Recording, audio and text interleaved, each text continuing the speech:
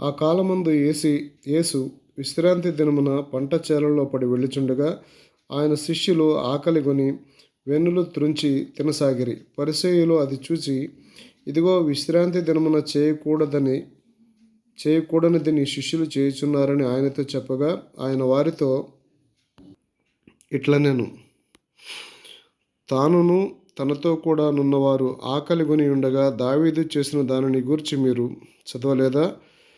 అతడు దేవుని మందిరములో ప్రవేశించి యాజకులే తప్ప తానైనను తనతో కూడా ఉన్నవారైనను తినకూడని సముఖపు రొట్టెలు తినెను.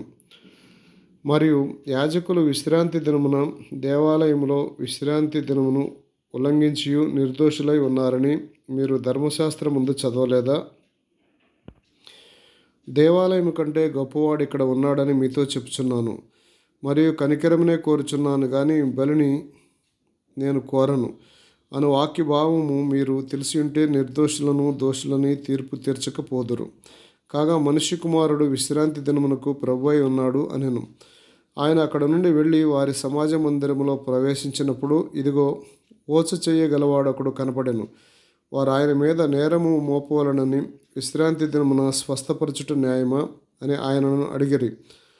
అందుకాయన, మీలో ఏ మనుషునికైనను ఒక గొర్రెయుండి అది విశ్రాంతి దినమున గుంటలో పడిన ఎడల దాన్ని పట్టుకొని పైకి తీయడా? గొర్రె కంటే మనుషుడెంతో శ్రేష్ఠుడు. కాబట్టి విశ్రాంతి దినమున మేలు చేయుట ధర్మమా అని చెప్పి ఆ మనుషునితో, నీ చెయ్యి చాపుము అనెను.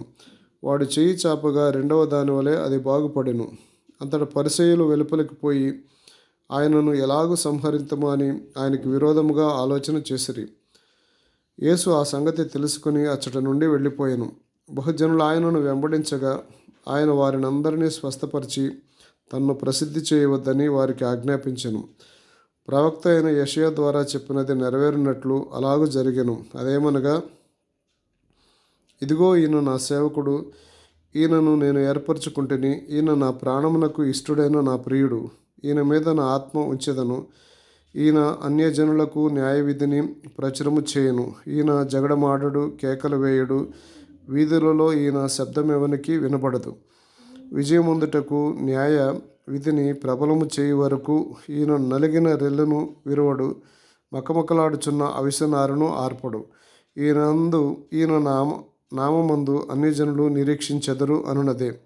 అప్పుడు దయ్యములు పట్టిన గుడ్డివాడును మోగవాడునైన ఒకడు ఆయన యొద్దకు తేబడెను. ఆయన వానిని స్వస్థపరిచినందున ఆ మోగవాడు మాటలాడు శక్తియు చూపును గలవాడాయెను. అందుకు ప్రజలందరూ విస్మయముంది, ఈయన దావీదు కుమారుడు కాడా అని చెప్పుకొనుచుండిరి. పరిసయ్యులు ఆ మాట విని, వీడు దయ్యములకు అధిపతి అయిన బయల్జెబూలు వలననే దయ్యములను వెళ్ళగొట్టుచున్నాడు గాని మరి ఒకని వలన కాదు అనిరి. ఆయన వారి తలంపులు ఎరిగి వారితో ఇట్లనెను, తనకు తానే విరోధముగా వేరుపడిన ప్రతి రాజ్యము పాడైపోవును. తనకు తానే విరోధముగా వేరుపడిన ఏ పట్టణమైనను ఏ ఇల్లైనను నిలవదు. సాతానును వెళ్ళగొట్టిన ఎడల తనకు తానే విరోధముగా వేరుపడును. అట్లయితే వాని రాజ్యం ఎలాగూ నిలుచును? నేను బయల్జెబూలు వలన దయ్యములను వెళ్ళగొట్టుచున్న ఎడల మీ కుమారులు ఎవరి వలన వాటిని వెళ్ళగొట్టుచున్నారు? కాబట్టి వారే మీకు తీర్పులై ఉందురు. దేవుని ఆత్మ వలన నేను దయ్యములను వెళ్ళగొట్టుచున్న ఎడల నిశ్చయముగా దేవుని రాజ్యము మీ వద్దకు వచ్చి ఉన్నది. ఒకడు మొదట బలవంతుని బంధింపని ఎడల ఎలాగో ఆ బలవంతుని ఇంటిలో చొచ్చి అతని సామాగ్రి దోచుకొనగలడు. అట్లు బంధించిన ఎడల వాని ఇల్లు దోచుకొనును. నా పక్షమున ఉండని వాడు నాకు విరోధి, నాతో కలిసి సమకూర్చని వాడు చెదరగొట్టువాడు. కాబట్టి నేను మీతో చెప్పున్నదేమనగా, మనుషులు చేయు ప్రతి పాపము దూషణయు వారికి క్షమించబడును గాని ఆత్మ విషయమైన దూషణకు పాపక్షమాపణ లేదు. మనుష్య కుమారునికి విరోధముగా మాటలాడువానికి పాపక్షమాపణ కలదు గాని పరిశుద్ధాత్మకు విరోధముగా మాటలాడువానికి ఈ యుగమందైనను రాబో యుగమందైనను పాపక్షమాపణ లేదు. చెట్టు మంచిదని ఎంచి దాని పండును మంచిదే అని ఎంచుడి, లేదా చెట్టు చెడ్డదని ఎంచి దాని పండును చెడ్డదే అని ఎంచుడి. చెట్టు దాని పండు వలన తెలియబడును. సర్పసంతానమా, మీరు చెడ్డవారై ఉండి ఎలాగూ మంచి మాటలు పలుకగలరు? హృదయముందు నిండియుండు దానిని బట్టి నోరు మాటలాడును గదా. సజ్జనుడు తన మంచి ధననిధిలో నుండి సద్విషయములను తెచ్చును, దుర్జనుడు తన చెడ్డ ధననిధిలో నుండి దుర్విషయములను తెచ్చును. నేను మీతో చెప్పున్నదేమనగా, మనుష్యులు పలుకు వ్యర్థమైన ప్రతి మాటను గూర్చి విమర్శ దినమున లెక్క చెప్పవలసి ఉండును. నీ మాటలను బట్టి నీతిమంతుడవని తీర్పు నొందుదువు, నీ మాటలను బట్టియే అపరాధివని తీర్పు నొందుదువు.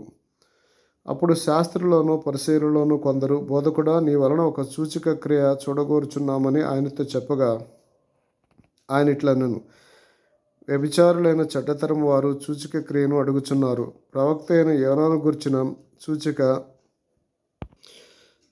క్రియ గాని మరి ఏ సూచక క్రియను వారికి అనుగ్రహించబడదు. యోనా 3 రాత్రింబగళ్ళు తిమింగళము కడుపులో ఎలాగ ఉండెనో అలాగూ మనుష్య కుమారుడు 3 రాత్రింబగళ్ళు భూగర్భములో ఉండును.